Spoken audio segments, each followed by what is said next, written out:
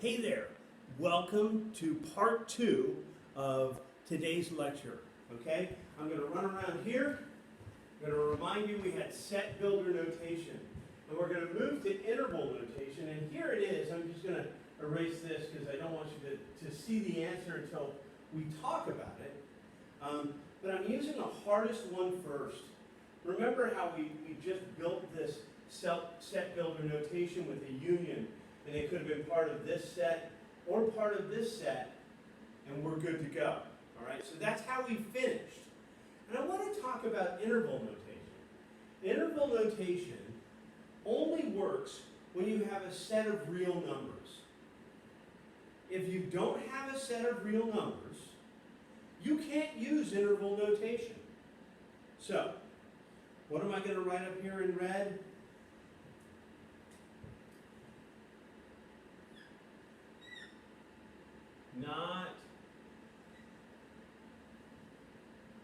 Let's not say not. I don't like the word not. Too negative. Only for use with real number sets. That's great. So that's our wonderful little idea, right? So we have real number sets, right? X is less than negative 11. That's a real number set, right? We said it's an element of real numbers.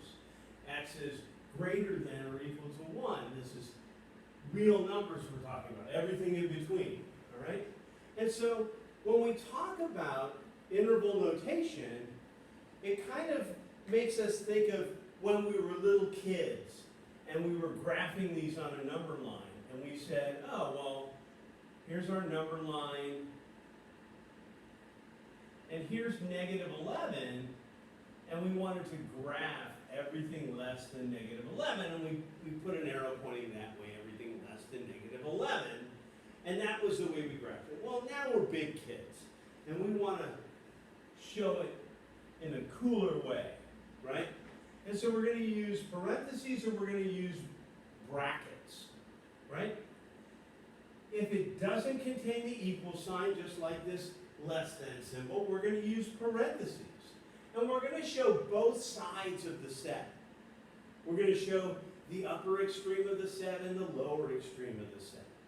And the upper or lower may include infinity on the upper, or it may include negative infinity on the lower. It may be everything. It just may continue on and on and on. And I'll show you how to do that. With x is less than negative 11. So the upper extreme is negative 11. But the lower extreme, it just goes on. It's anything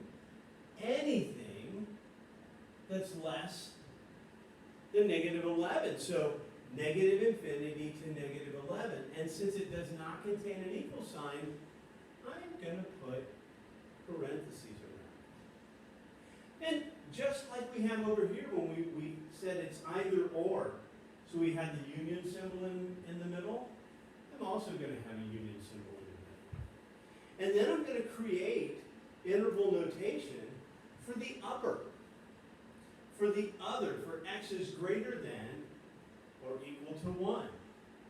And so it starts at 1, and it continues infinitely, right? And because it includes the number 1, I'm going to use a bracket, and I have a note here. Infinity and negative infinity always have parentheses around them because it's not an actual value, right? It's just an idea that it continues on and on and on. So there it is. All right? So if you're looking at number 1 in your exercises and you think you want to use some interval notation, you can't. Because number 1 is really just a set of natural numbers.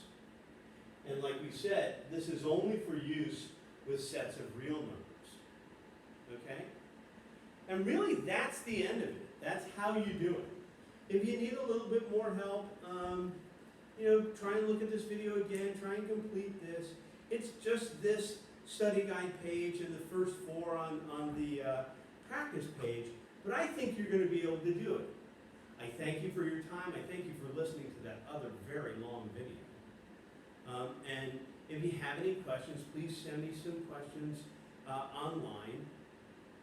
Other than that, good luck. Let me know how you're doing and turn this in by Friday.